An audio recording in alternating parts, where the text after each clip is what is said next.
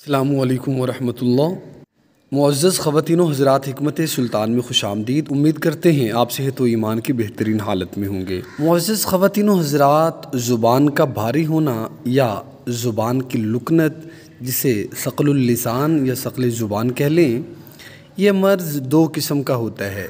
ایک خلقی یعنی پیدائشی جو لا علاج ہے، جو خلقی ہے وہ تو لا علاج ہے۔ اسی طرح اگر اس کا سبب ایک اور ہو سکتا ہے کہ تیندوے کے سبب یعنی وہ ساتھ ملا ہو تو اس کو کاٹ دینے سے فائدہ ہوتا ہے۔ کوئی بیماری ایسی نہیں جس کے لیے اللہ رب العزت نے دوا نہ نازل فرمائی ہو۔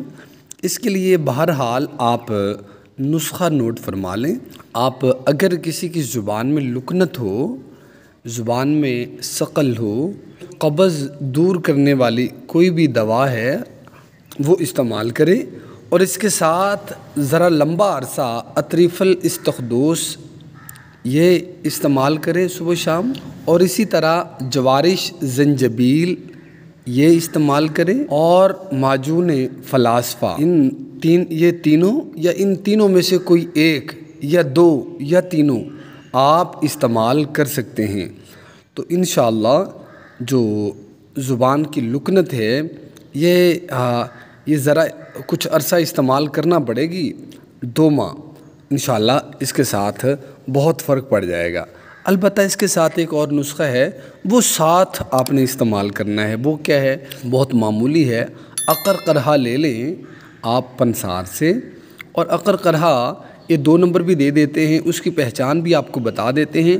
عقر قرحہ کی ایک دانہ یہ مونگی یا مسر کا جو آدھا بیج ہوتا ہے، جو ہم دال پکاتے ہیں مونگی یا مسر، اس کے آدھے دانے جتنی اتنی لکڑی آپ دانت سے توڑ کے زبان پر ملیں گے نا تو آپ کو کرنٹ لگے گا، مطلب زبان میں نا سرسراہٹ سی پھیلنی شروع ہو جائے گی، فوراً نہیں، 4 5 7 سیکنڈ کے بعد۔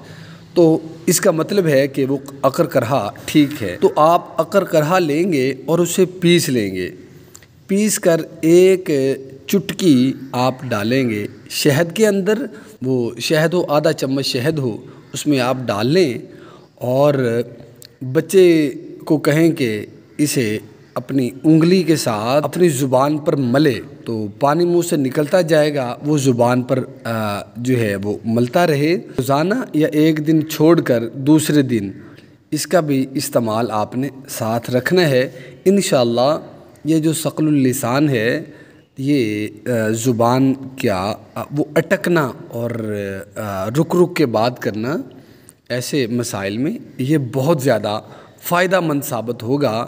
اللہ رب العزت اپنے حبیب پاک صلی اللہ علیہ وآلہ وسلم کی تمام امت کی خیر فرمائے۔ السلام علیکم ورحمۃ اللہ۔